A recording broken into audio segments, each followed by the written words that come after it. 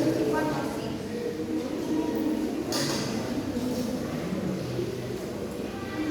CPAS merupakan alat instrumen yang dapat digunakan untuk menganalisis logam. Unsur yang dapat dianalisis menggunakan alat ini sekitar 80 unsur, di mana unsur tersebut berwujud lautan yang homogen. Prinsip kerja penggunaan alat ini adalah mengukur unsur-unsur yang memancarkan energi atau radiasi yang telah mengalami eksitasi atau ionisasi. Larutan yang masuk dialirkan melalui kapilari kemudian menjalar ke nebulizer. Irma. Fungsi nebulizer Irma. yaitu mengubah bentuk sampel menjadi aerosol yang selanjutnya dapat diinjeksikan pada CPAS. Hasil eksitasi atau ionisasi akan kembali ke formula awal dan akan memancarkan radiasi. Sinar-sinar radiasi hasil dari dispersi oleh komponen objek akan muncul dengan panjang gelombang tertentu dan akan berubah menjadi bentuk sinyal listrik. Pengolah data akan menganalisis berdasarkan sinyal listrik, di mana nilai tersebut sebanding dengan besar konsentrasi unsur tersebut.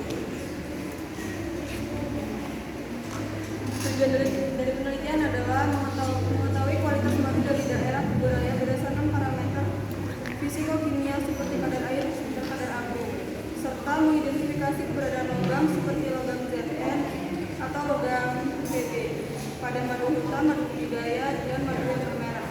Lalu untuk mengevaluasi Kerasin, Dep. madu yang diuji memenuhi standar kualitas yang ditetapkan oleh SNI sehingga dapat memastikan madu tersebut aman untuk dikonsumsi. Lalu objeknya, penelitian ini mencakup 3 jenis madu, yaitu madu hutan yang dihasilkan dari lebah secara alami di hutan, lalu madu budidaya yang diperoleh dari lebah yang dipelihara oleh peternak, lalu madu bermerek yang sudah dikemas serta dijual dengan merek pedagang tertentu. Madu yang diambil secara acak dari pedagang dan peternak di wilayah tersebut. Lalu diuji kualitasnya berdasarkan parameter fisiko-kimia seperti kadar air, kadar abu, serta kandungan logam seperti logam Zn dan Pb.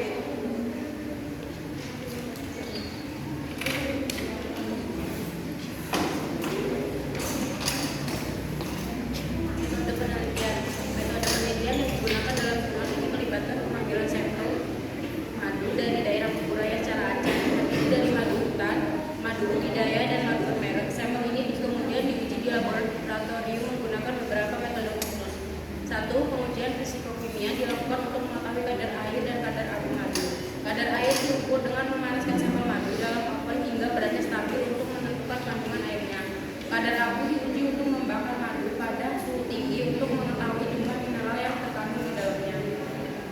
Pengujian logam berat Zn dan Pb dilakukan menggunakan metode ICP, AES,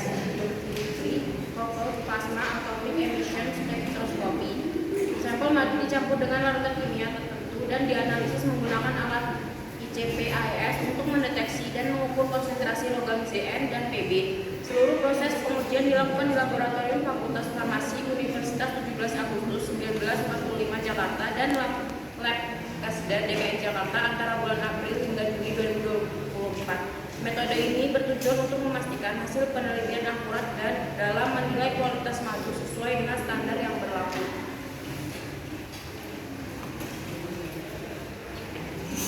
Alat dan bahan.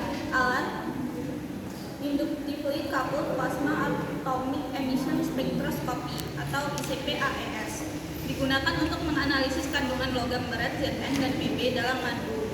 Oven untuk mengukur kadar air dalam madu Punya dengan dipakai di memanaskan surga. sampel hingga beratnya Punya stabil. dipakai di surga. Tanur atau furnen digunakan untuk menentukan kadar abu dengan cara membakar sampel pada suhu tinggi.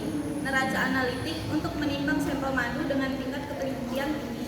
Desikator untuk mendinginkan sampel dan alat setelah dipanaskan agar tidak menyerap kelembapan udara. Pipet volumetrik, gelas ukur, dan labu takar untuk mengukur dan mencampur larutan kimia secara presis. Bahannya, sampel madu, ada madu hutan, madu budidaya, dan madu bermerek. Objek utama yang diuji kualitas fisiko-kimia dan kandungan logam beratnya. Asam nitrat digunakan untuk melarutkan sampel madu sebelum dianalisis dengan ICP-AES. Aquades sebagai pelarut dalam proses pengujian. larutan standar Zn dan Pb sebagai pembanding untuk menentukan kadar logam Zn dan Pb dalam madu.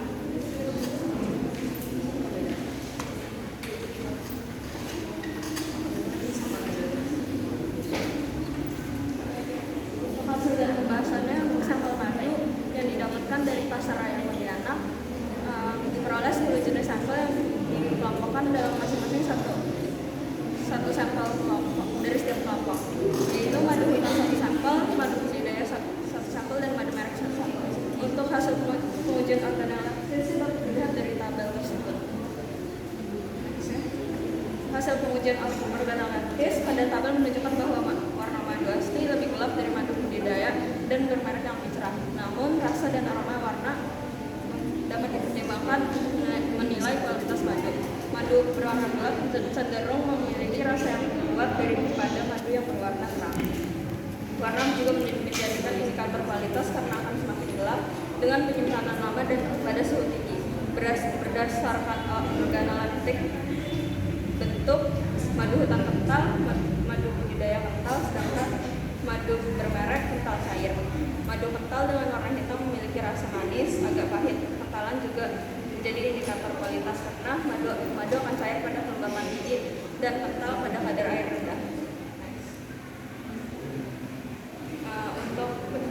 Ini hasil untuk uji kadar air dan kadar abu. Dari tabel tersebut dapat dilihat bahwa kadar air pada madu hutan lebih tinggi daripada madu budidaya dan madu merah. Sedangkan untuk kadar abu yang lebih besar ada di madu bermerek, yaitu sebesar 0,39%. Dari ketiga sampel madu tersebut lebih kecil daripada syarat kadar abu daripada syarat asasi, yaitu 0,5%.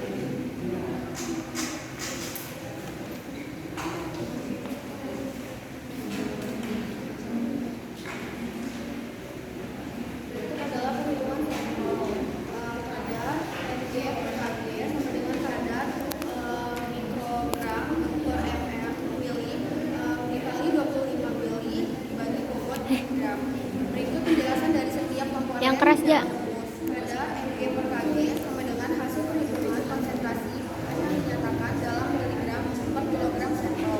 Kadar mikrogram per mili adalah konsentrasi larutan sampel yang diperoleh dari hasil analisis dalam mikrogram per mililiter.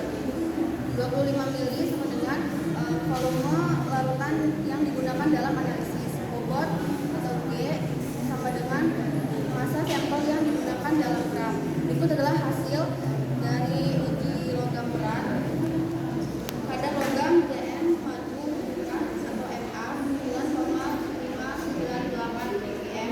Kadar logam Zn madu budidaya atau Mb 7,745 ppm dan kadar logam Zn madu merek MC. Yang keras ya. Berikutnya adalah hasil dan pembahasan penelitian dari kalibrasi timbal atau PP. Kurva kalibrasi timbal PP dibuat satu seri dengan 6 titik konsentrasi, yaitu 0 ppm, 10 ppm, 25 ppm, 50 ppm, 100 ppm, dan 200 ppm, dan mempunyai persamaan garis linier adalah Y sama dengan X min dengan N koefisien korekrasi R adalah 0,99.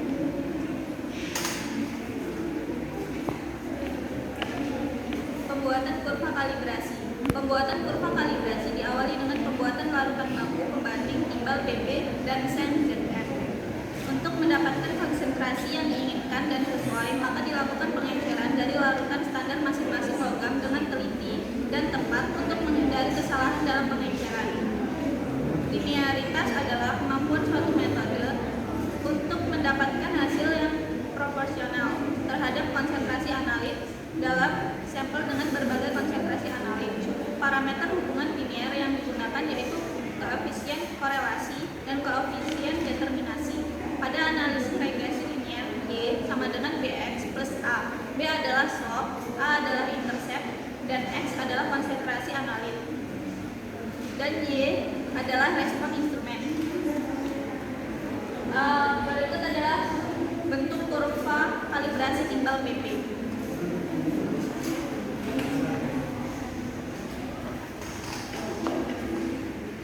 berupa kalibrasi Seng ZN. Pada hasil pengukuran serapan terhadap larutan siaris baku pembanding PB dan ZN diukur pada serapan panjang gelombang PB 220,5353 nm dan ZN 213,556 nm dengan berbagai konsentrasi diperoleh hasil R dari masing-masing logam yaitu 0,9999 dan 0,999 yang keseluruhannya sesuai dengan syarat keberterimaan, artinya kinerja metode yang digunakan untuk menentukan konsentrasi yang diukur sangat baik.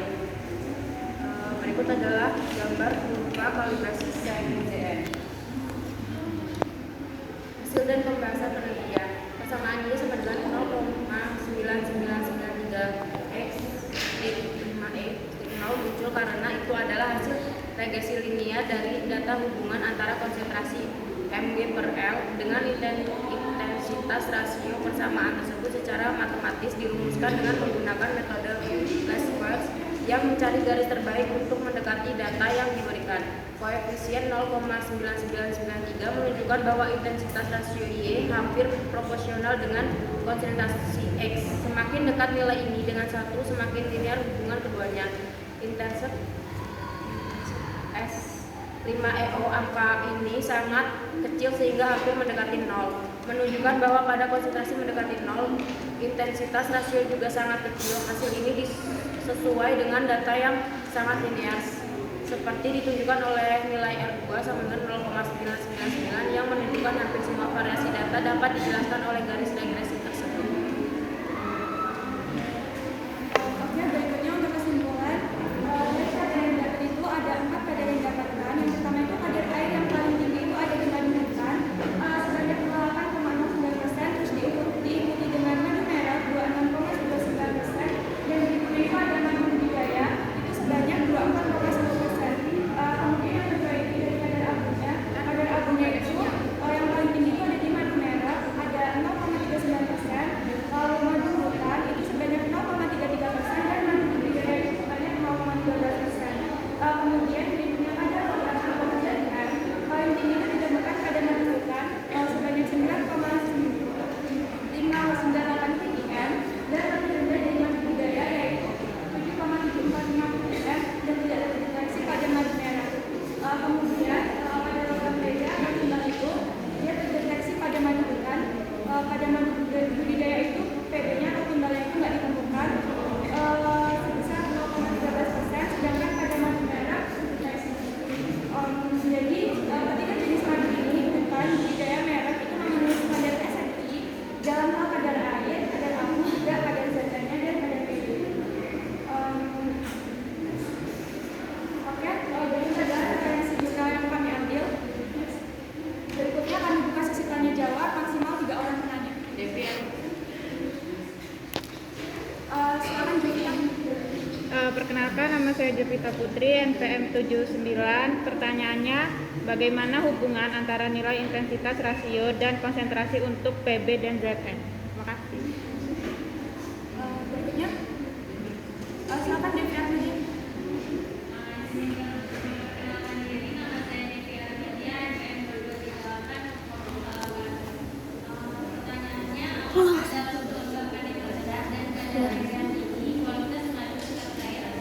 Kamu masuk kamu. Pertanyaannya berikutnya, Amelia Reza boleh.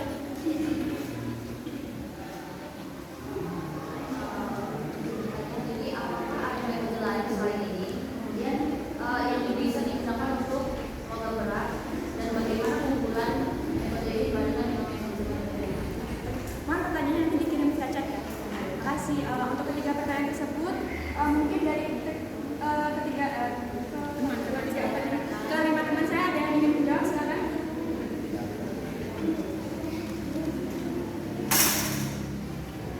Menjawab pertanyaan dari Jovita. Tadi pertanyaannya bagaimana hubungan antara nilai intensitas rasio dan konsentrasi untuk PB dan ZN. Jawabannya yaitu hubungan antara intensitas rasio dan konsentrasi bersifat linear yang ditunjukkan oleh persamaan regresi linear untuk PB yaitu Y sama dengan 0,986 x yaitu 0,4004 dan ZN Y sama dengan 0,9993 x min 5e min 05. Ini berarti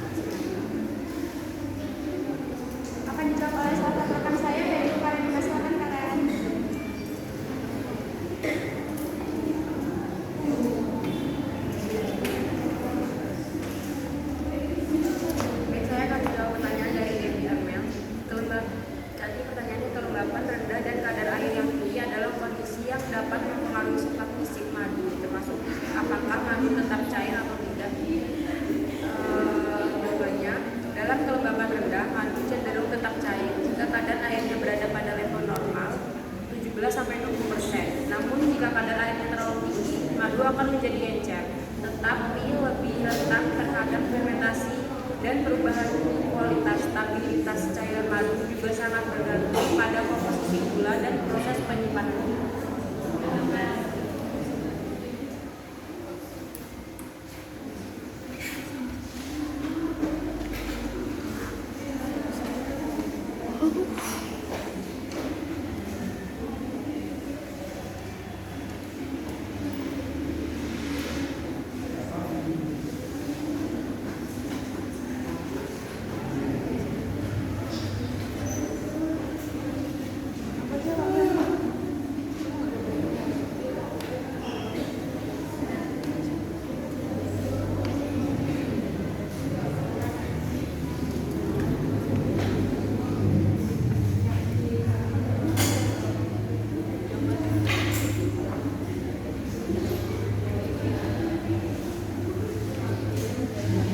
Berikutnya, aku mau jawab pertanyaan dari Amelia Reza Ananda.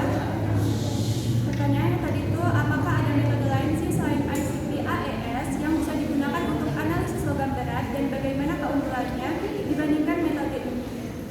Oke, jawabannya itu ada pak metode lain selain ICP AES buat analisis logam berat. Salah satunya itu adalah